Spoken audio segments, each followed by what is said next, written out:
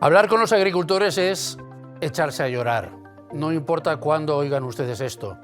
El cúmulo de pegas, trabas, problemas e imponderables que sufren los hombres y mujeres que trabajan en el campo es infinito, agricultores y ganaderos. Tanto que sorprende que no se hayan levantado antes a protestar, porque a madrugar sí que madrugan, sí, se levantan pronto para ocuparse de sus tareas habituales. Y digo los hombres y las mujeres que trabajan en el campo porque no todos los que viven del campo lo pasan mal. En la intermediación fijan muchos el problema. En la intermediación, y en los pesticidas, y en el precio del carburante, y en los ecologistas, y en la competencia desleal, y en la burocracia europea, y en el envejecimiento, y en la sequía.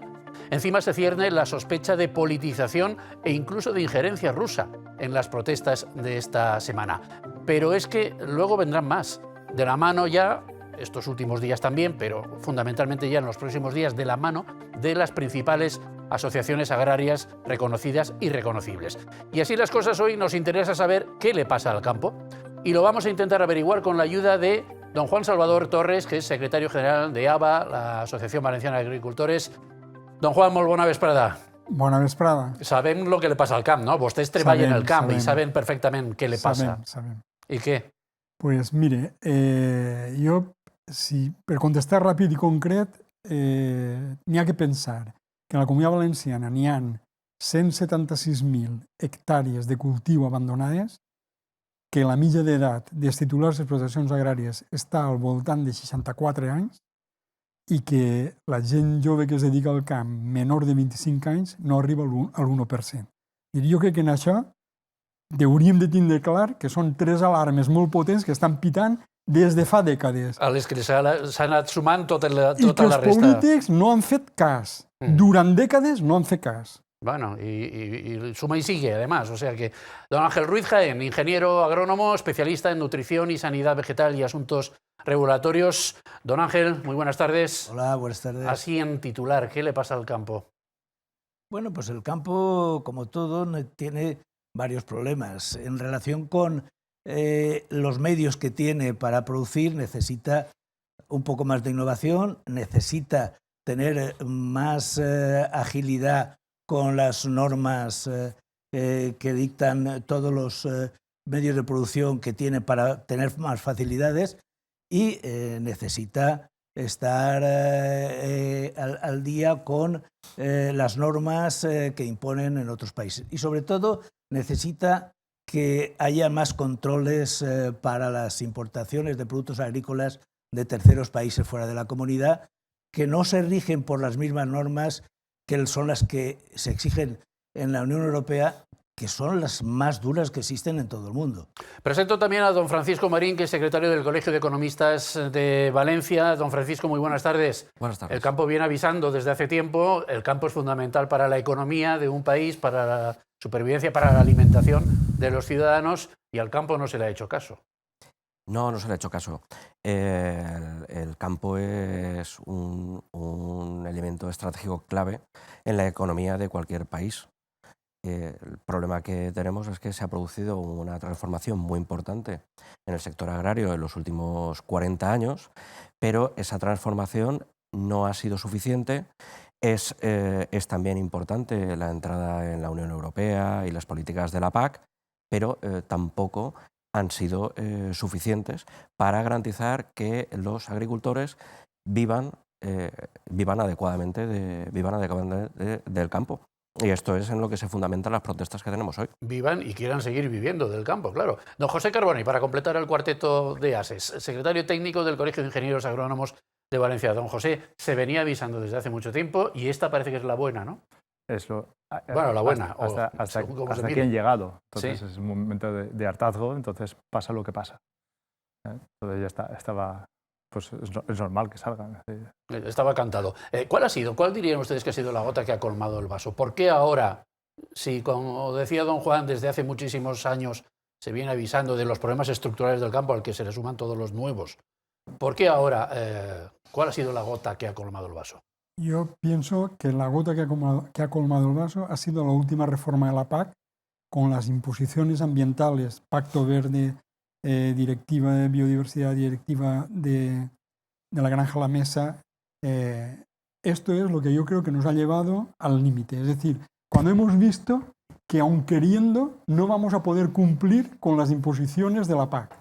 Entonces, cuando te das cuenta que te están exigiendo algo que no puedes cumplir, pues ya dices, hasta aquí hemos llegado. La PAC es la política agraria común que la dicta la Unión Europea y que, don Francisco, ¿en qué nos afecta especialmente en el campo?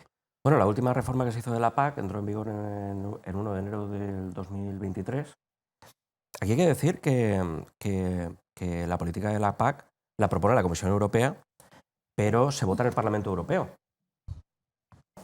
Y votaron a favor todos los grupos parlamentarios. Todos. Todo el arco. Menos la extrema derecha, pues Norte Italia, el partido este que es Norte Italia. Perdona, simplemente un matiz, es decir, la política agraria común no se vota solo en el Parlamento, es decir, es un trílogo que tienen que negociar el Parlamento Europeo, el Consejo de Europa, que son los gobiernos de los Estados miembros, y me queda la Comisión Europea. La Comisión Europea. Entonces, al final es una negociación a tres bandas, efectivamente, y el Parlamento Europeo efectivamente votó a favor. Claro, terminando mi argumento, es que hoy yo estoy viendo los medios de comunicación y aquí parece que nadie estaba allí. Muy bien. Entonces, correcto. Por esto yo hablaba de lo del Parlamento Europeo, correcto. No quería explicar todo el mecanismo, pero claro, a mí lo que me llama la atención es que yo miro los medios de comunicación y parece que nadie estaba allí levantando la mano. Nadie quiere decir ningún partido político, o sea, nadie de ningún partido nadie político. de ningún partido político estaba O sea, allí como que levantando esto la lo han mano. hecho otros y yo no tengo Bueno, nada... esa es la sensación que me da a mí cuando leo los medios de comunicación. Pero fíjese sí. que al final de toda esta historia, el problema viene en que al agricultor obtiene menos en la venta de sus productos, menos de lo que le cuesta producir y al final no puede vivir. ¿Y por qué? Pues porque el agricultor tiene una cantidad de dificultades y de trabas y de requerimientos para llevar adelante sus producciones que no tienen en otros países. Tiene mayor dificultad en el uso de medios de producción que no tienen fuera de la comunidad o otros países. Al final es que el agricultor tiene que transformarse en un experto en informática, en un conocedor de normas y leyes, que no es su función. Él tiene que tener facilidades para llevar adelante todas sus producciones. Tiene que tener o iguales o mejores medios que tienen en otros países europeos. Y desde luego, lo que no puede ser es que a países extracomunitarios no se les exija, cuando importan productos aquí, las mismas exigencias que tiene el agricultor en cuanto a sus producciones, en cuanto a uso de sus productos, en cuanto a los residuos que se exigen en los productos ya producidos. Es decir, el campo necesita más agilidad, necesita facilidad. ¿Hasta qué punto nos hemos hecho un poco ecologistas de salón? Europa se ha hecho un poco ecologista de salón, lo verde parece que sea lo medioambiental, en sentido casi woke, y el campo parece que sea algo que hay que transformar necesariamente para convertir en eso otro que queda más mono. ¿Esto está sucediendo, yo José? creo que tenemos un problema de La Agenda 2030, ¿hasta qué punto Yo- fastidia a la agricultura yo- o no tiene en cuenta las necesidades de la agricultura? Yo creo que es más sencillo. Yo creo que nos sabemos ricos y nos creemos ricos. Y entonces, de repente, nuestras preocupaciones, la ciudadanía, tiene las preocupaciones pues, que van mucho más allá de la alimentación. Hace 70, 80 años, la preocupación principal de la gente, ¿cuál era? Comer. Sí. Llegar a final de mes y comer. Sí. Hoy en día, esa preocupación, ¿cuál es? Ha bajado muchísimo. Entonces, como no le prestamos atención, como no valoramos lo que tenemos, como se ha perdido esa conciencia de que podemos pasar hambre, pues entonces pasa lo que pasa. La gente se desvincula, piensa que es un problema el de la alimentación que puede solventar de otra forma. Y entonces de repente dice, bueno, ¿para qué? Si hoy lo tengo, pues solucionado. Si no de aquí, pues será de allá. Entonces de repente va asumiendo, va adquiriendo otros valores que va ponderando más. Pues Entonces, a lo mejor bueno, la culpa pues la lo tenemos seguimos. los ciudadanos, que nos da lo mismo comer naranjas de aquí que de Egipto o de Sudáfrica. Yo es que sí que quería hacer un comentario al respecto del movimiento ecologista. Yo creo que efectivamente el movimiento ecologista ha trabajado muy bien, ha creado un lobby impresionante y ha colocado su mensaje en la sociedad. Lo ha colocado, ha sabido colocarlo y lo ha colocado. Lo ha colocado muchas veces basándose en una cosa que es fundamental, en el miedo. Es decir, haciéndole ver a la gente que si pasa esto, será el fin del mundo. Si pasa esto, se acabará no sé qué. Y entonces mete miedo a la gente. Ese miedo es irracional, porque no está basado en ciencia. Es decir, se han postulado propuestas que han asumido las instituciones europeas, la Comisión, el Parlamento, el Consejo, han asumido propuestas que no tenían rigor científico, es decir, simplemente era base ideológica. Por ejemplo, vamos a reducir los fitosanitarios al 50% en 2030. Oiga, ¿por qué? ¿Por qué el 50%? ¿Qué organismo científico ha hecho un informe diciendo que efectivamente para luchar contra el cambio climático hay que reducir el 50% los fitosanitarios? ¿Por qué el 50%? ¿Por qué no el 30%? ¿Por qué no el 70%? ¿Por qué no? ¿Y por qué no el otro año? Claro, no hay base científica. Entonces se ha impuesto, ¿no? Entonces esto es lo que nos molesta. Es decir, nosotros lo que vemos en estos momentos es que la evolución de la PAC ha ido desde ser una Europa agrarista a una Europa ambientalista que desprecia el agrarismo. Es decir, que está dispuesta a renunciar a la producción agraria europea, que quiere comprar de fuera y que aquí no se produzca. Esa ha sido la línea que ha seguido Europa. Con la globalización, ¿no? Hemos llegado al punto de que preferimos que se produzca y se contamine en otros sitios y... Claro, y nosotros lo que sí que queremos es, estamos a favor de mantener el medio ambiente, estamos a favor de ese respeto ambiental. De hecho, nosotros nos creemos, los agricultores, nosotros creemos que somos los primeros ecologistas, más que nadie, además estamos convencidos de ello, ¿no? Y queremos respetar el medio ambiente, pero queremos respetarlo y que se nos respete a nosotros. Es decir, cuando se habla de sostenibilidad, no se puede poner el foco exclusivamente en la sostenibilidad. ¿Y por qué ambiental. esa criminalización del campo? ¿Podemos llamarlo así?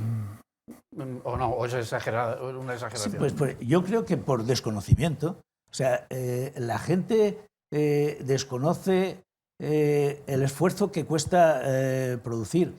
Y el pensar es cuestión de educación. No se ha educado a la gente pensando que el agricultor es el primer ecologista que hay, como dice Juan.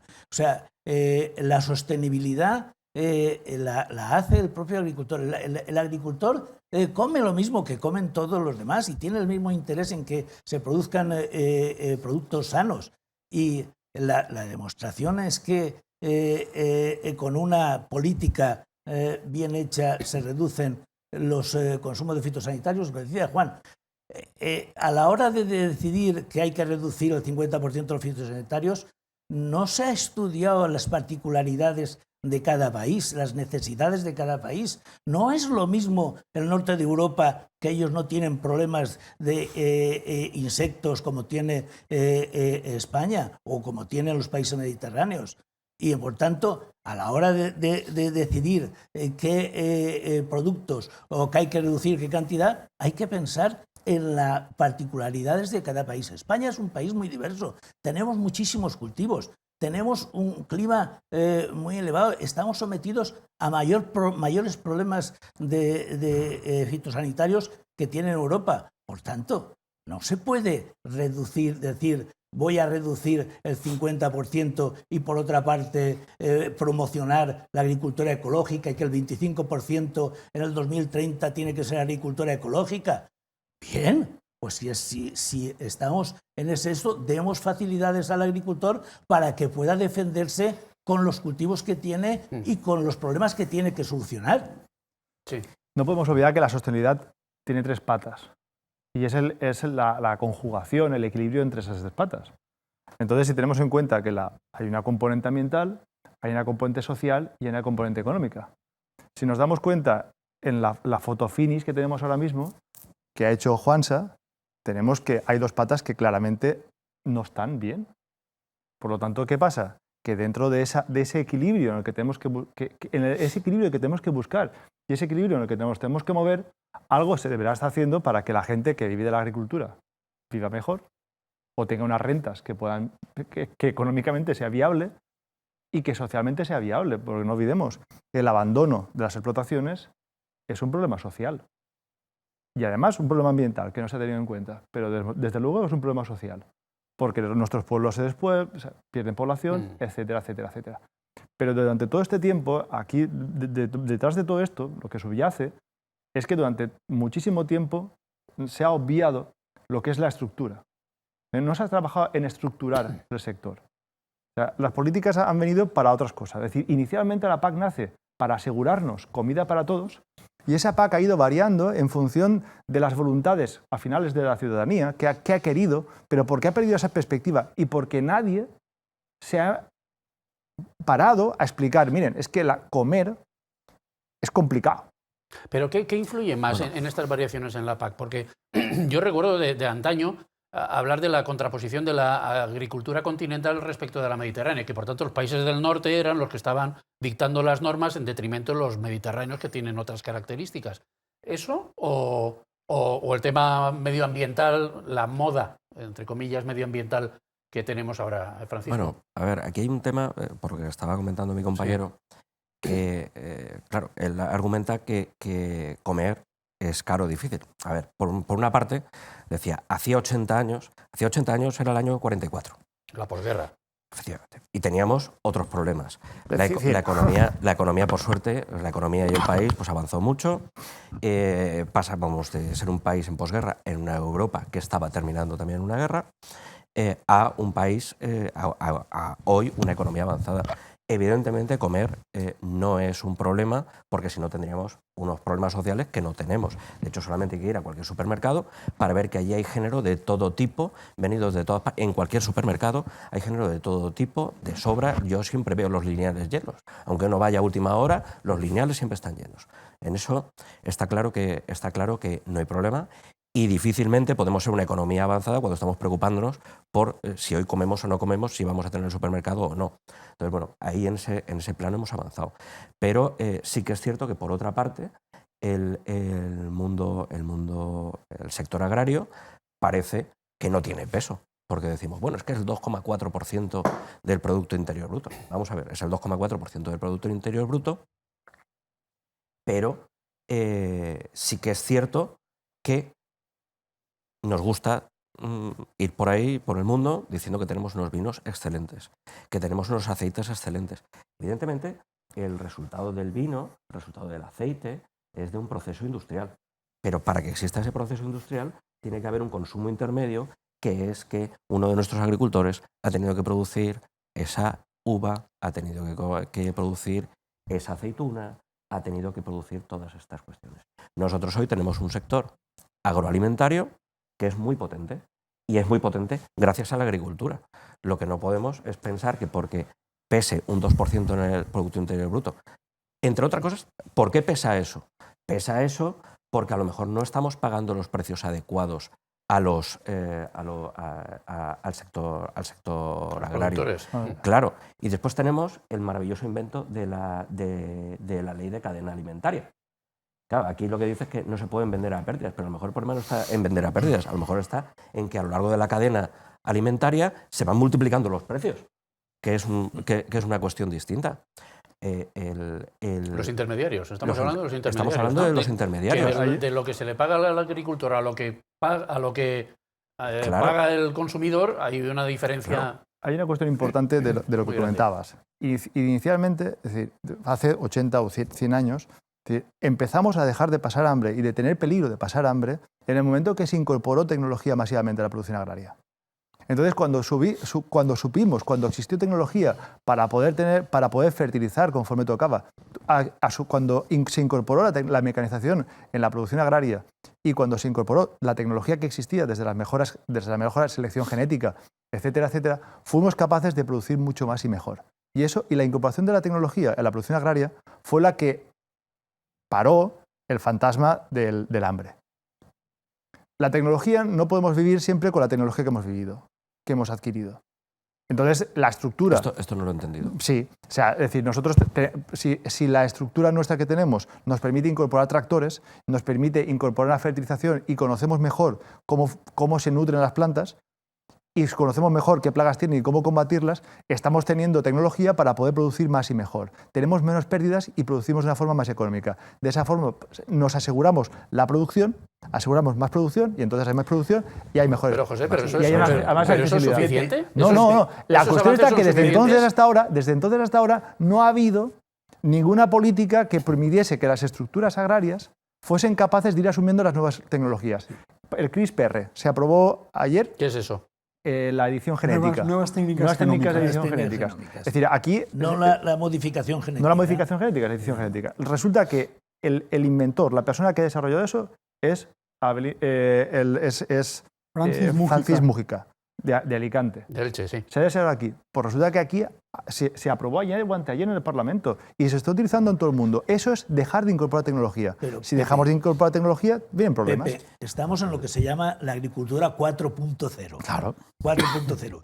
Hemos llegado a la 4.0 pasando por la 4.1, 4.2, 4.3. Ahora estamos en la 4.0, que es la agricultura con los drones, con los sensores, con la machine learning, con el blockchains, con toda esa historia, que son una serie de elementos que proporcionan teóricamente al agricultor la información suficiente para tomar decisiones inmediatas que sean correctas. Pero eso tiene que estar soportado con una formación y una educación del agricultor y unos conocimientos. Y una estructura. Y una estructura, Claro, que sea capaz de llevar a efecto esa historia. Pero al final de toda esta corrida, el agricultor lo que necesita es tener facilidad en los medios de producción, poder incorporar la tecnología. Está dicho que desde la granja a la mesa, si eso se lleva a rajatabla, pueden haber en el 2030 cultivos que hayan pérdidas del 30%, el 20%. Se está dicho que si eso se corrige, en el 2050, si se dan facilidades, puede haber aumentado la producción agrícola en más del 12%, que se traduce a euros de ahora en más de 4.000 millones de euros. Todo eso, indirectamente, señor economista, dará lugar a más de 70.000 millones. A ver, que el señor agricultor está moviéndose en la silla. Sí, a ver, varios comentarios. Uno, es verdad que la producción agraria, por ejemplo, en la Comunidad Valenciana estará alrededor del 2-3% del PIB, pero la industria agroalimentaria valenciana es el 15 o el 16% del PIB, es muchísimo más. Y está basada sobre todo en la producción autóctona nuestra, la Comunidad Valenciana, ¿no? Eso por un lado. Dos, oiga, nosotros ocupamos más del 80% del territorio. En términos económicos tiene la importancia que tiene, pero en términos mucha. Pues en términos de superficie, nosotros ocupamos el 80% del territorio de la Comunidad Valenciana o de España o de Europa. Es decir, somos nosotros los que estamos ahí, mantenemos vivo eso. Entonces, por lo que estábamos hablando, ¿no? De las tecnologías, de la incorporación de las tecnologías. Mire, hemos llegado a un punto en que nos sentimos tan despreciados que la gente en estos momentos tiene miedo ya de invertir porque no sabe, mejor dicho, duda de que su inversión pueda ser rentable. Entonces la gente piensa, me tengo que gastar dinero en esto y en esto y en esto sin saber de aquí 4 años qué va a pasar, porque esta gente igual toma otra vez medidas que me ponen en el disparadero. Hay elecciones europeas en primavera. Vuelvo atrás, lo que he dicho antes, ¿no? Yo he puesto el ejemplo del Pacto Verde Europeo y tal, ¿no? De la reducción al 50% de fitosanitarios. Pero habéis sacado el tema del CRISPR. Vamos a ver. A mí nadie me ha explicado aún, ni pueden explicármelo, porque los científicos me han explicado lo contrario, por qué Europa renunció a los transgénicos. O sea, los científicos europeos todos dicen que teníamos que habernos subido al tren de los transgénicos. Con el paso del tiempo se ha demostrado que no ha habido ningún problema para la salud humana en el consumo de transgénicos y que no ha habido ningún problema para el medio ambiente. Es manipulación genética de los productos que ya existen. Sí, pero las otras potencias agrarias del mundo sí que lo han usado y nosotros no. Y eso ha sido porque en su momento el lobby ecologista dijo que nos íbamos a morir todos si hacíamos transgénicos y comíamos transgénicos. Más o menos, ¿no? Sí. Vale, pero además de, por ejemplo, ahora el tema... He sacado antes el tema de la reducción de fitosanitarios. Ahora el tema de las nuevas técnicas genómicas. Vamos a hablar también del tema por ejemplo, del tema del agua. Oiga, ¿por qué? Vamos a ver, ¿tiene que haber caudales ecológicos? Claro que tiene que haber caudales ecológicos. Si nadie estamos en contra de los caudales ecológicos. Pero ¿cuál tiene que ser el volumen de ese caudal ecológico? Es decir, por un río determinado tiene que salir 1 hectómetro cúbico todos los años, o con medio hectómetro cúbico era suficiente, o con 250.000 metros cúbicos era suficiente. ¿Por qué hay que maximizar esos caudales ecológicos cuando somos un país que sufrimos déficit estructural de agua? ¿Por qué no recalculamos eso? ¿Porque los ecologistas han dicho que tiene que ser no sé qué y ya está, y lo tomamos como bueno?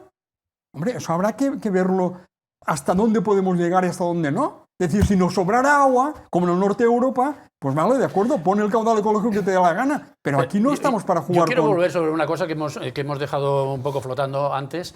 El papel del ciudadano, del consumidor, de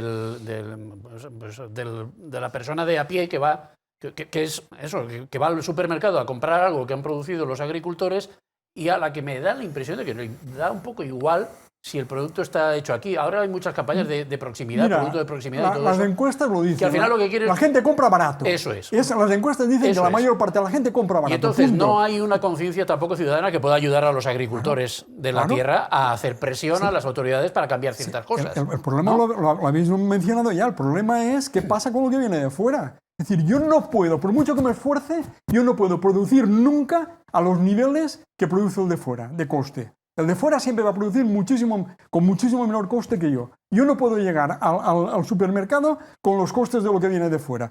Si encima aquí se multiplica por lo que se multiplica, que se multiplica por 5 y por 10 lo que cobra un agricultor a lo que paga un consumidor, pues yo no puedo competir, hay una competencia desleal. ¿Y por qué Europa no hace nada respecto a los productos que vienen de fuera, de nuestra, nuestra área? ¿Por qué no? Yo creo que es el principal motivo de ¿Podemos hablar de indignación. conspiranoias? ¿Podemos No, hablar de pero pues yo qué sé. intereses geopolíticos? Oiga, Claro. Marruecos me interesa que no me Claro, mande claro. banderas y entonces le compro naranjas. Claro. Si el comercio de Estado, Claro en que cambio, sí. yo te compro esta cosa a cambio de que tú me permitas que yo exporte a Europa determinados productos. El mercado de Sudáfrica, los cultivos de Marruecos. Marruecos está produciendo casi que todos los cultivos que hacemos en España.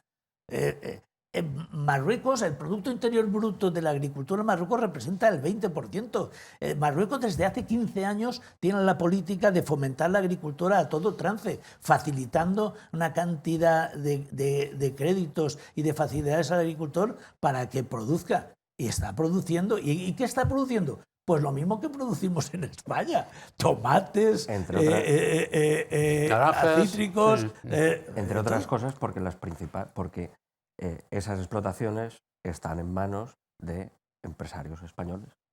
Algunas. Hay otras de Estados Unidos, pero bueno, Algunas. hay muchas. Algunas, sí. Pero es verdad. por lo que ha dicho Juanma, pues porque un jornal en Marruecos son 20 euros al día, la mano de obra es importantísima a la hora de producir en agricultura, porque la facilidad de los medios de producción que tiene, desde fitosanitarios, que tienen allí autorizados un montón de productos y unos precios que aquí no se tienen, pues que es que la legislación europea es la más rigurosa porque no a la hora del empleo de Y los no te olvides también fitosanitarios. de una cosa muy importante. No pueden cortar carreteras con los tractores. Bueno, eso tampoco. En Marruecos. Marruecos. Tengo entendido que lo Qué tienen... extraño, ¿no? Qué extraño, sí. Cosas que pasan. Es raro en un país tan democrático. Ya. Bueno, ¿y esto qué, José? ¿Ibas a decir algo? No, yo bueno, simplemente insistir. Al final, si... ¿Qué hace Europa? No, al final, yo creo que cuando se ponen las reglas, si estamos jugando a una misma cosa y se ponen las reglas, pues, y todo el mundo juega igual, pues dices, sé que son las reglas que tengo que jugar. Lo que no puede pasar es que a mí me impongan unas reglas. Y yo creo que el momento este de hartazgo es cuando te das cuenta de esa concatenación de medidas, digámoslo así, el 50%, que parece un número muy redondo y tal. Y oye, ¿por qué? Lo que decía Juansa, que ¿por qué el 50%? ¿Por qué esto? Cuando has llegado aquí, mira estas obligaciones y además ves ahora mismo que te llega gente que no está compitiendo con las mismas condiciones que tú. Y entonces creo que ese es el momento en el que es la gota que colma el vaso y dice, pues ya está, pues ya es que no puedo hacer esto. Tengo que hacer lo que decía Juansa. Tengo que hacer unas inversiones, tengo que aprender, que lo aprendería y haría las inversiones tranquilamente, porque siempre lo han hecho. Pero dices, pero es que lo haga con una seguridad de que lo que haga me va a servir para algo. No que después me pasen me adelante por otro Vamos a sitio. hacer una claro. cosa, vamos a hacer una pausa para publicidad y nos metemos un poquito más a fondo con esta cuestión de qué está haciendo Europa respecto a los terceros países y en qué medida las protestas de estos días van a ayudar a que algunas de estas cosas se paren. Por ejemplo, lo de la reducción de los fitosanitarios al 50% para 2030, eso ya ha dicho Ursula von der Leyen que lo dejamos para mejor oportunidad. Y la ley de cadena alimenticia, dice Pedro Sánchez, que lo va a arreglar también. Bueno, pues ahora veremos enseguida de qué están sirviendo estas protestas de estos días y de los próximos días, porque la cosa va a seguir.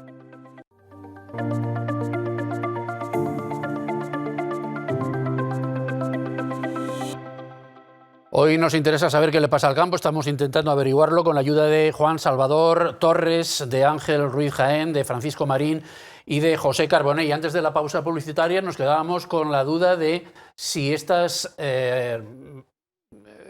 formas de protesta que estamos viendo estos días y que vamos a ver en los próximos días van a servir de verdad para algo. De momento, para hacer anuncios desde la Comisión Europea y desde el Gobierno de España, pues anuncios se han hecho de vamos a intentar mejorar ciertas cosas, la ley de cadena alimentaria, la reducción de fitosanitarios. Luego veremos si se lleva a cabo o es un anuncio un poco un tiro al aire y a ver qué pasa, o patada a seguir y ganar tiempo y a ver qué sucede. Pero en principio estas protestas, que las primeras, por cierto, Juan, no estaban organizadas por las organizaciones agrarias, estaban hechas de manera más o menos espontánea. Explíquenos a ver eso, ¿cómo está? Muy bien, mira, yo lo primero que quiero decir Sí. es que justo antes de la pandemia el campo estaba en una movilización general en España. Sí. Y la pandemia nos cortó esa movilización.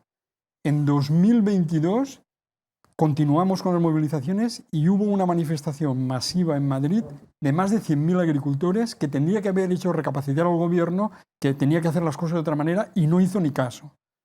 Ahora, efectivamente, ha empezado a través de WhatsApp gente que va por libre y tal. ¿Gente que va por libre o gente organizada por la ultraderecha, como dicen el gobierno? Mire, yo creo que ahí hay gente, yo conozco gente de mi organización que se ha tirado a la calle también.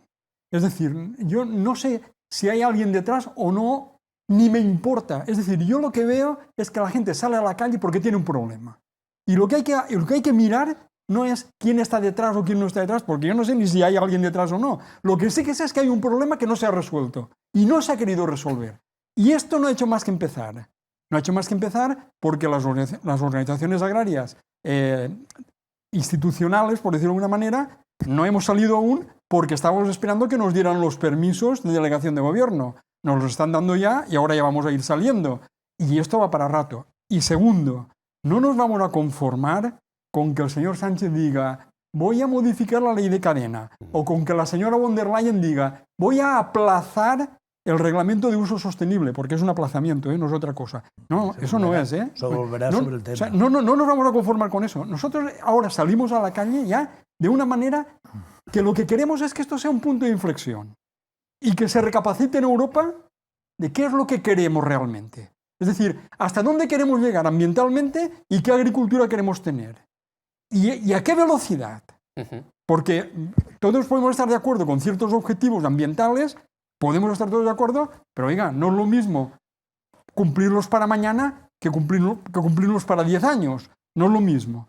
Y no es lo mismo tampoco que se siga con políticas que desprecian al sector agrario, que vuelva otra vez a tener su peso en la política europea el sector agrario y que no nos sintamos ya despreciados y discriminados. Es decir, que se nos tenga en cuenta. Y ese es el objetivo. Y hasta que no consigamos eso no vamos a parar. Toda política tiene su acción y reacción. Es decir, entre acción y reacción necesitas tiempo. Tú decides tomar un rumbo y entonces todo el conocimiento y la tecnología se adecúa para ese rumbo.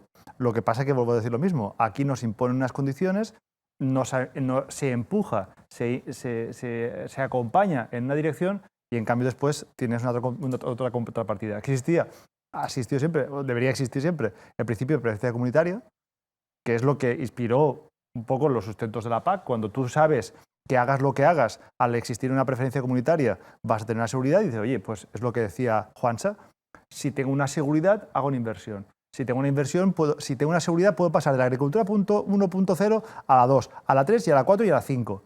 Pero tengo que tener primero una seguridad de que esto no va a cambiar y va a ser para todos lo mismo, y después también me deben de acompañar, debe haber políticas para que las estructuras se adecúen a las tecnologías que van surgiendo. La tecnología 1.0 pues era para una estructura, digamos, pequeñita, y la estructura que necesitamos para poder explotar la tecnología 4.0, Machine Learning, drones, satélites, inteligencia artificial, es una estructura totalmente diferente. Por lo tanto, si no hay esas dos medidas, si no hay una seguridad para que lo que se invierta para mejorar las condiciones de los agricultores, el medio ambiente, la biodiversidad, esto, lo otro y más allá, si no hay una seguridad y no hay un acompañamiento y una adecuación de la estructura, no vamos a llegar a ningún sitio. Pero a ese hilo, con el aplazamiento de la modificación de la Directiva de Usos Sostenibles de la von der Leyen, que ha hecho el día 6, antes de ayer, ¿sabes? Ella también ha hecho unas declaraciones diciendo que no basta con que esto se retrase o se facilite, que ahora veremos a ver si se cumplen todas estas historias, que hay que facilitar al agricultor las posibilidades de los cambios de estructura, de mejorar sus sistemas de comercialización, pero para eso tienen que pedir opinión y dar al agricultor la posibilidad de participar en esas modificaciones. Tú no puedes modificar un reglamento sin pedir opinión a los que lo van a sufrir, que son los agricultores. Y no puedes modificar un reglamento europeo sin ver las particularidades de cada país y las situaciones de cada país y los cultivos de cada país, que son distintos. Y tienes que establecer una norma que sea factible y que sea útil para todo ese estamento. Porque tú haces una modificación, voy a prohibir el 50, no el 20, el 80%. ¡Hala! Probablemente a los holandeses dirán, pues muy bien, vale, fenómeno, ¿sabes? Yo con el 20% me arreglo. Pero ¿y los países del sur? ¿Y la cantidad de cultivos? Teniendo en cuenta que España además tiene un montón de cultivos menores, que son menores por la cuantía o por la superficie, pero que son mayores para el sitio donde se producen, para el agricultor que los produce. Y ese tiene que tener esa modificación. Esos cultivos menores, hoy día hay muchos que no tienen productos autorizados para combatir las plagas. Mira, me viene muy bien porque voy a sacar un ejemplo y vamos a ver lo que está pasando. Cultivos menores, vale, pues en la Comunidad Valenciana el caqui, que es un cultivo importante, es un cultivo muy importante en la Comunidad Valenciana, es un cultivo menor. Por lo tanto, tiene muchos problemas de aprobación de materias activas para sus plagas y enfermedades. El níspero de Callosa podría ser otro ejemplo. También, sí, no, pero bueno, en un sitio muy localizado. Sí, pero yo quiero contar un tema del caqui y quiero que tengamos claro. Muy bien. Mira, el señor Planas ya ha salido 2 o 3 veces a decir que comprende y que va a ser sensible y que va a ayudar y que no sé qué. Y el señor Sánchez también ha salido ya un par de veces diciendo que va a cambiar la ley de cadena y tal y no sé qué, no sé cuánto. Muy bien. No han abierto el pico para nada para decir que van a modificar ninguna política ambiental en España. Muy bien. Un caso concreto. En el caqui hay una plaga que genera una barbaridad de desperdicio alimentario. Ya no hablamos de desperdicio alimentario del consumidor en su casa, no. En el campo, porque no se pueden combatir algunas plagas de enfermedades. El caqui que se cae al suelo. El caqui que se cae porque tiene plagas y no lo recogen, ¿vale? Muy bien. Estoy hablando de una plaga que se llama Pseudococcus longispinus, un cotonet del caqui. Muy bien. El IBIA, que es el Instituto Valenciano de Investigaciones Agrarias, que tiene allí gente buenísima en temas de plagas y enfermedades, pues ha hecho un estudio y ha visto que hay un parásito, un predador del Pseudococcus longispinus, que además está aquí, porque llegó hace muchísimos años y está aquí, y que si lo criáramos y lo soltáramos masivamente, controlaría esta plaga. Muy bien. Eso el Ministerio de Agricultura le ha parecido estupendo, pero el Ministerio de Transición Ecológica ha dicho que no, porque altera la biodiversidad. Porque dice que si hubiera sueltas masivas de Anagyrus fusciventris, que es el parásito del que estoy hablando, dice que afectaría a los otros parásitos de esa plaga. Y el IBIA le ha dicho que no, que los otros parásitos no hacen, es testimonial el efecto que tienen sobre la plaga, que el que realmente ataca la plaga es es el Anagyrus fustiventis. Pues da igual. El Ministerio de Transición Ecológica ha dicho que no se puede producir y soltar masivamente este parásito. Entonces, vamos a ver, ¿de qué estamos hablando entonces? O sea, así no se solucionan las cosas. Pues si tú quieres que yo sea más ecológico, que yo no utilice tantos fitosanitarios, que tal y que cual, y luego resulta que una cosa que además científicamente te están diciendo que no es verdad lo que tú dices, y tú te empeñas en decir que no y que no y que no. Y el Ministerio de Transición Ecológica sale con la suya y no se hace ya. ¿Eso no puede ser? Al hilo. ¿Eso no puede ser? Somos, y esto Ángel lo tenía que decir mejor que yo, pero somos una potencia en cuanto a desarrollo. Lo que comentábamos antes del principio de acción-reacción, es decir, se fomenta un tipo de agricultura, sale tecnología para abastecer a esa agricultura. Somos una potencia desarrollando temas para cuestiones de agricultura ecológica, con agronutrientes especiales, con bioestimulantes, con todas estas cuestiones. Una industria puntera a nivel mundial. Aquí se las ven y se las desean para poder... Yo creo, Ángel, tú esto lo conoces perfectamente, para sacar soluciones que después los agricultores puedan utilizar cumpliendo un poco la inspiración que tienen que seguir, es decir, un poco las indicaciones. Oye, es que lo tienen complicado, hasta queriéndolo hacer así, que es lo que comentas tú, lo tienen complicado. Es decir, para que tengan opción a conseguir productos que les ayuden en sus cultivos, resulta que se topan con una barrera regulatoria tremenda. Sí, es que, fíjate, al hilo de esto, es que no, es un contrasentido que las administraciones esté promocionando, esté impulsando, esté diciendo que se cultiven más, la agricultura ecológica se desarrolle, se cultive más con la célebre frase de la sostenibilidad, y luego no dé facilidades para que eso sea así.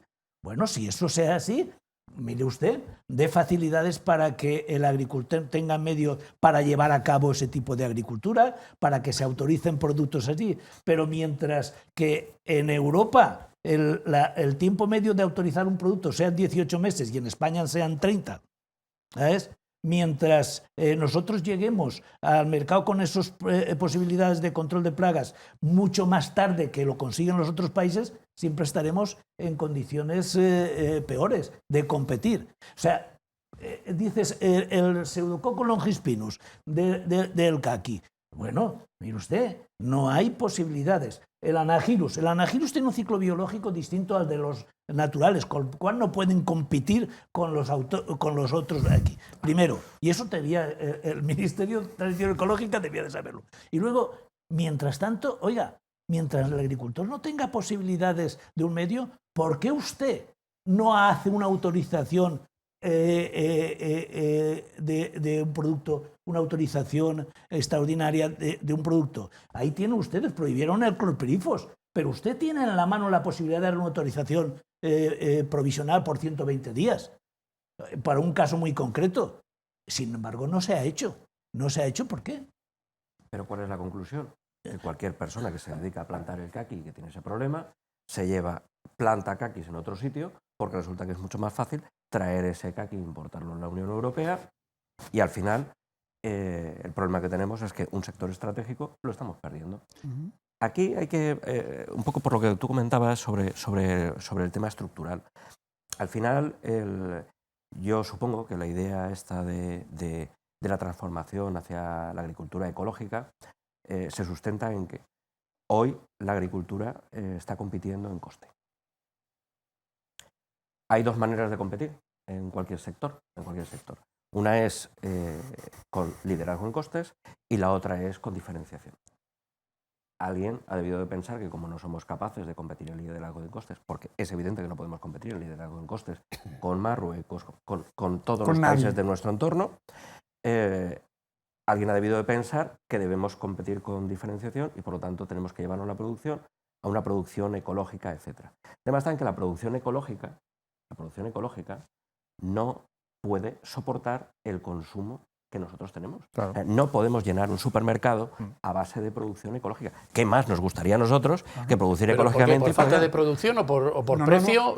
No, la producción ecológica es mucho más reducida, es decir, tú en la misma hectárea por superficie produces mucho menos en producción ecológica que en producción convencional. Pero cuidado, hay otro tema también, y es que la producción ecológica, por esa razón, cuando llega al mercado es más cara. Es mucho más y entonces, cara. claro, la producción ecológica no es para todo el mundo. De hecho, yo insisto en que las encuestas dicen que la gente mayoritariamente compra por precio. Sí, sí.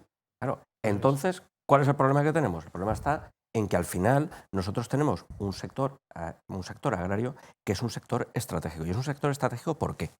Pues lo hemos comprobado con la guerra de Ucrania. Resulta que todo viene de Ucrania, todo el grano viene de Ucrania, todas las cosas vienen de Ucrania.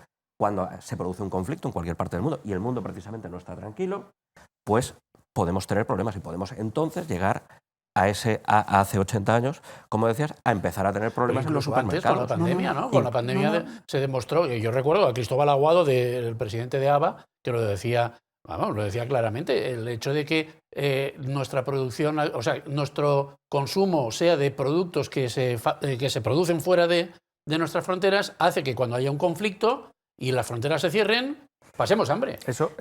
Continuando tu razonamiento, y al final lo que pasa es que con las decisiones que he ido tomando parece ser que hemos decidido abandonar la idea de tener soberanía alimentaria. Pero ese es el peligro. Pero es que el precio se paga, porque un aguacate vale una pasta. ¿Sí? Y en realidad es que al productor no le llega. Entonces, en esa cadena alimentaria que se sustenta en que no vendas por debajo del coste, pues claro, todo el mundo sabemos que todos estamos encantados de vender por debajo del coste cualquier cosa. Pues claro que no. Lo que pasa es que uno vende al precio que se lo pagan. Claro.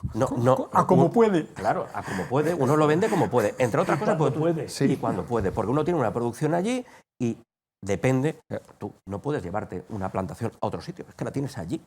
Estás condicionado por eso, por esa limitación. Entonces, al estar condicionado por esta limitación, depende de cómo seas tú capaz de poder vender eso. Es al precio al que te lo pagan. En cambio, el precio sí que se va incrementando a lo largo de toda la cadena hasta que llega al consumidor. Y el consumidor sí que lo paga. A lo mejor no es un problema de vender por debajo del coste, que después hay que discutir lo que es el coste y lo que no es el coste. Pero el tema está en que lo que hay que hacer es repartir o garantizar que al final de la cadena llega una cantidad suficiente de dinero que permita que tengamos una agricultura. Pero ahí se puede que intervenir. Pero volvemos otra vez a un problema estructural. ¿Ahí se puede intervenir o es una cosa que regula el mercado? No. A ver, yo lo que estoy diciendo que me parece interesantísimo, está poniendo el dedo en la llaga. Sí. ¿Por qué el Ministerio de Agricultura de España se niega a estudiar la evolución del precio desde que sale del campo hasta que llega al consumidor? ¿Por qué se niega a estudiarlo? No lo sé. ¿Qué respuesta tienen ustedes? ¿Por qué? Pues ustedes hablan con el ministro. No, lo que está claro es que los agricultores cuando vendemos, muchas veces vendemos por debajo de coste. Sí. Y lo que está claro es que del agricultor hacia arriba todos ganan. Pero el ministerio no quiere entrar en eso. No quiere saber qué está pasando. No quiere saber la realidad. No quiere decir, aquí este está perdiendo, pero tú estás ganando tanto, y tú estás ganando tanto, y tú estás ganando tanto. O sea que no solo Bruselas. Y entonces llegamos a ese causante de los males, ¿no? Llegamos a ese momento en el que le damos la vuelta a la cosa, que es, como me pagan tanto por tonelada de grano, ¿cómo me las ingenio para producir esa tonelada de grano a un precio que me permita vivir? Entonces es donde tengo que introducir los elementos de tecnología que me permitan hacer. Pero entonces tenemos otro problema, que este también es estructural, y es que tenemos un 75% de las producciones, de lo que son las explotaciones agrarias, que son pequeñas. Claro. Y tenemos un 25% que son muy grandes. Claro, el acceso a la tecnología por parte de un agricultor, de un gran agricultor, que son 4, es mucho más amortizable y es mucho más competitivo que uno pequeño. Evidentemente, si uno tiene 8 hectáreas, no puede comprarse un tractor. Ergo, no se ha trabajado la estructura, que cuando tú trabajas la estructura y desarrollas políticas para que esa estructura evolucione, te estás posibilitando el acceso a la tecnología y estás posibilitando también una mayor capacidad de negociación. Y esas dos cuestiones, ese fallo estructural de base de no trabajar y no evolucionar con la estructura, es lo que está trayendo muchísimos problemas. Es, primero, ser menos competitivos por tener menos acceso a la incorporación de la tecnología. La tecnología está, pero no la puedo incorporar, porque no la puedo pagar. Inseguridad, porque no sé qué es lo que va a pasar. Y encima después me han mantenido microfundista, ¿vale? cosa que ha derivado en un abandono tremendo, absurdo de tierras y una pérdida total de la capacidad de negociación. Sumemos todo eso. Aquí se y produjo llegamos ahí. una solución tecnológica muy interesante que ha permitido que el sector agrario pues, tuviera un poco más de recorrido, que es las cooperativas. Las cooperativas sí que han permitido poder compartir esos costes. Yo tengo un amigo que se dedica a la explotación agrícola que a mí siempre me dice lo mismo, me dice, mi negocio es el negocio de la fe. Yo llego y planto y espero que cuando llegue el mes de junio pueda recoger algo. Claro, esto es un problema. Es otro problema que tiene además este sector. El sector está en que tú no te puedes adaptar a la demanda de una manera rápida.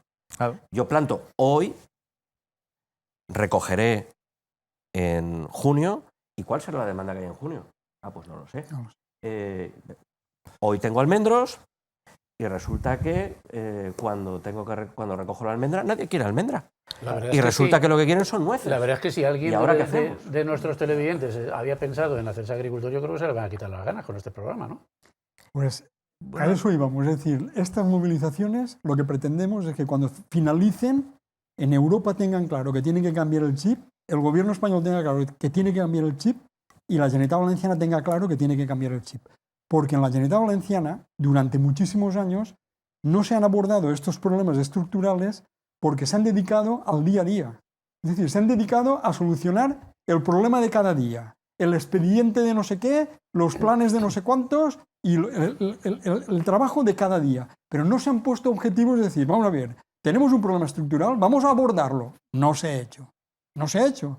Como otras cosas, tampoco se han hecho. Es decir, y hay 3 o 4 cosas. El problema del agua tenemos que abordarlo en serio también. Hay 3 o 4 cosas que cualquier conseller debería decir, aparte del trabajo del día a día, que ese es normal, lo tenemos que hacer, tenemos que fijarnos unos objetivos, es decir, esto es importante y tenemos que solucionarlo, o por lo menos empezar la vía de solución, ya se continuará. Y además debería ser consensuado con los partidos políticos. No debería ser el libro blanco de un conseller y el libro verde de otro conseller y el libro azul de otro conseller. Así no vamos a ningún sitio. Y deberían reunirse los partidos y decir, a ver, sector agrario, ¿qué nos están diciendo? Esto y esto y esto, pues vamos a consensuar una hoja de ruta. Bueno, pero hay partidos más ecologistas, otros que son menos ecologistas. A lo mejor no es fácil llegar a un entendimiento. Vale, pero yo con que 2 se pongan de acuerdo me conformo, ¿eh? Vale. Con que 2 se pongan de acuerdo me conformo. Ya me imagino cuáles son. Sí, muy bien, pues con que esos 2 se pongan de acuerdo me conformo ya. Porque mande quien mande, ellos siempre van a estar uno o el otro. Sí. Y vamos a ver, y los otros que hagan lo que quieran,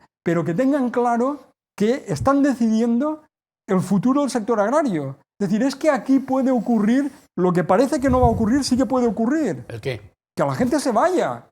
Se está yendo ya, está abandonando y se está yendo. Y ya te lo he dicho, la media edad, ¿cuál Pues es? se nos llena la boca con la lucha contra el despoblamiento y todo eso. Es mentira Eso, todo. Eso es ¿sí? una hipocresía, son fariseos. Es decir, están diciendo cosas incoherentes. No están haciendo nada para que eso no ocurra.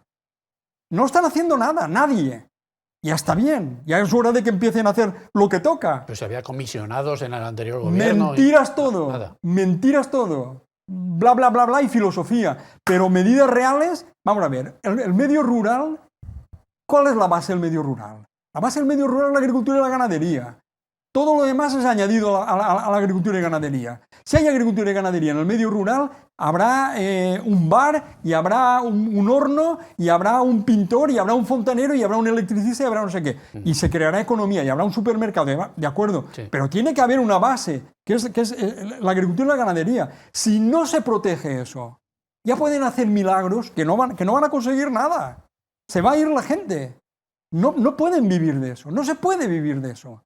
Y no se van a quedar allí aguantando. Y eso, Francisco, sería un problema todavía mayor para el país, para Claro, porque si a esto para le Europa. añadimos, Es que tenemos 3 ámbitos, añadimos el autonómico, el nacional y el supranacional, el europeo, pero da la impresión de que esto es un problema común a los 3. Yo tengo una cosa clara, y es que en el supermercado no crece nada. Ya, claro.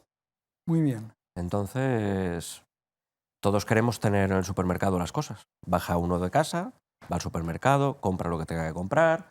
Bueno, pero Alguien lo tiene que pero producir. siempre te pueden decir, y pues no lo traemos solamente- de Egipto, lo traemos de Marruecos, lo traemos de China. La curiosidad fue cuando el En el tema de supermercado va a haber, aunque Aunque no haya agricultores en España, en el Sí, supermercado. pero en el momento en el que producto. tienes un conflicto en el mar, resulta que los barcos ya tienen que venir por otra parte. Ese es el tema. Y ya tenemos más. Como cuando y ya, la pandemia. y ya cuesta más. Fronteras Llega la cerradas, pandemia, difícil ya. Fronteras pero cerradas. además- Guerra de Ucrania, ya no tienes grano. Y así sucesivamente. Fíjate. Por eso es un sector estratégico. Y después más todavía cuando vamos por ahí por el mundo diciendo que qué buenos vinos hacemos y de dónde sale la uva de esos vinos. Pero, Y que, Una cuestión de lo que comentábamos, sí. Dice, pero ¿qué tardamos en la anécdota que la guerra de Ucrania? Dice, los barbechos que hay a labrarlos otra vez. ¿Qué tardas a producir? Es que esto no es enchufar una máquina. Es que requieres conocimiento, requieres tecnología, y además requieres tiempo. tiempo. Y mucho estamos tiempo. hablando de un cultivo herbáceo anual. Por ejemplo, Pero requieres tiempo, no es enchufar. acaba de decir, de lo que se acaba de decir, que los barbechos se pueden labrar. Ahora, dilo en el mes de septiembre. Ahora no puedes. Si tú lo dices en el mes de septiembre, entonces se pueden labrar, se puede sembrar el trigo, esto. Pero ahora, en febrero, ¿qué vas a hacer con una tierra que tuvieras en barbecho ya? No puedes hacer nada. Es decir, lo que no se puede dar es separado de la vida del campo. Tú tienes que legislar acorde con las necesidades del campo. Y tú tienes que legislar con facilidades para el campo. Basado Si en no la das- realidad, no en la ideología, si en no la das realidad. Si no das facilidades, la gente no producirá. Para eso tienes que quitar burocracia, tienes que dar facilidades y tienes que dar medios a la gente. Y para eso tienes que consultar a la gente y legislar con arreglo a la realidad que se vive. Si tú estás separado de la realidad y no sabes cómo va, pues desde una mesa puedes trazar todos los planes que tú quieras que luego no se adaptarán para nada. Y si de todo este follón que se ha organizado ahora surge que la gente se meta en la cabeza que tiene que contar con el campo a la hora de tomar decisiones y que tiene que tomar las decisiones no nacionales sino supranacionales, pues no se conseguirá nada. Se seguirán abandonando tierras porque, claro, yo recuerdo que hace 60 años un tío con 20 anegadas de naranjos vivía como un fraile, podía llevar a los niños a la universidad. Esto. Ahora, una finca de cítricos que tenga menos de 100 hectáreas, menos de 1.200 anegadas, no es viable. No es viable porque no la puede llevar adelante, Sí, porque no tiene facilidades. Pero son cosas diferentes. Es decir, es lo que estábamos comentando. Estructura, acceso a tecnología. Antes hacían falta no sé cuántas personas para labrar un campo y cuando vinieron los tractores pues se facilitó la vida para muchos y hubo un cambio social, económico y todas las demás cosas. Pero lo que pasa es que tú, si eres incapaz y no haces nada por conducir un cambio, pues al final llegamos en el que no tenemos estructuras, no tenemos tecnología, tenemos a la población envejecida, hay un abandono, etcétera, etcétera, y empezamos a depender de terceros. Nos cortan el Mar Rojo, nos cortan el Estrecho de Hormuz, o pasa cualquier historia, o el Canal de Suez, y vienen los problemas. Dice, oye, pues lo que teníamos, vamos a ponernos a labrar. ¿Para qué te sirve? No te sirve para nada. Necesitas pasar 4 meses. Hablando, nos queda ya muy poquito tiempo. Yo ahora les voy a pedir una conclusión, a ver si sacamos algo en claro de todo lo que llevamos hablado. Pero hablábamos de burocracia. ¿Qué es eso del cuaderno digital, Juan? Eso es una aberración. Una paridad. ¿Pero eso qué Una es? aberración. Una paridad. ¿Que va el agricultor con la tablet de naranjo en naranjo tomando nota de no sé de qué? Vamos a ver. Nada. Efectivamente, tiene que ir con una aplicación informática y con la tablet Sí. y introduciendo todos los días datos de lo que ha hecho, de lo que está tirando, de lo que esto y de lo que lo otro. Y además de eso, después necesitará, en muchos casos, un asesor que le firme, convalidándole que lo que ha hecho, perdona, no tendría que haberlo hecho si el asesor no se lo hubiera recomendado. Eso es otra, ¿no? Quiero decir, efectivamente, se nos complica de nuevo ¿Y eso es obligatorio o es voluntario? Va, ¿O no, cómo? no, de momento es obligatorio. De momento es obligatorio. Lo que pasa es que España es el único país que lo está implementando ya. El resto de países de la Unión Europea hasta el año 26 no lo van a hacer. Somos los primeros. Y España sí. Sí. Bueno, de lo que estábamos hablando antes también quería decir una cosa. A ver. Parece que estamos hablando de un problema del sector agrario. Y es un problema del sector agrario. Por eso estamos en la calle. Pero cuidado, hay un problema social detrás, ¿eh?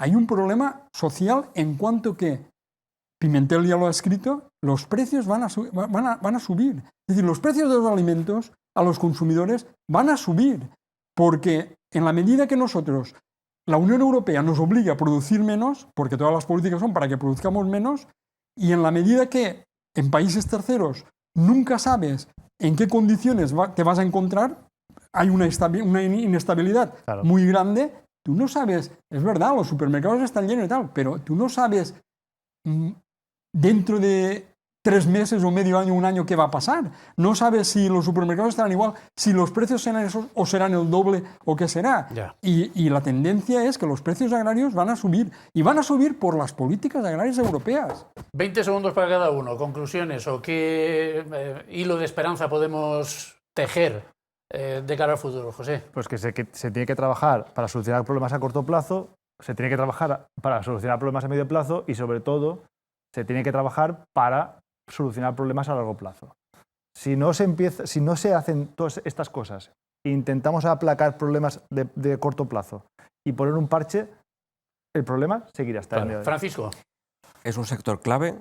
Hay que garantizar que la economía rural y el sector agrario estén ahí y estén vivos y estén fuertes, porque sin esto nos va a ocasionar graves problemas para la economía. Y después una pequeña recomendación. Para llegar a esos acuerdos con esos partidos, lo que sería fundamental sería conseguir despolitizar esta situación, impidiendo que ningún partido sea capaz de poder capitalizarla. Ángel. Pues menos burocracia, más contacto con el mundo agrícola y toma de decisiones en acuerdo con las necesidades que tiene el mundo rural. Juan. Los agricultores hemos salido a la calle porque tenemos problemas, pero no estamos pensando solo en nosotros, también estamos pensando en la sociedad española. Creemos que lo que nosotros estamos haciendo va a repercutir favorablemente en toda la sociedad y por eso queremos cambiar las políticas que se están llevando a cabo. Y un último comentario. Vienen elecciones europeas. Creo que el interés que están poniendo los políticos en estas movilizaciones, más que nada es porque saben que vienen elecciones europeas. Bueno, pues bienvenidas sean, si Muy sirve bien. para solucionar a algo. todos los agricultores, antes de votar, miren si hay algún candidato agrarista en los partidos que se presentan, en puesto de salida, y si no, piensen bien qué hacen. Bueno, señores, ahí lo dejamos, porque no hay tiempo para más. Muchísimas gracias por ayudarnos a entender qué le pasa al campo. Y a ustedes, señoras y señores televidentes, como siempre les digo, gracias por la atención prestada y queden ustedes con Dios.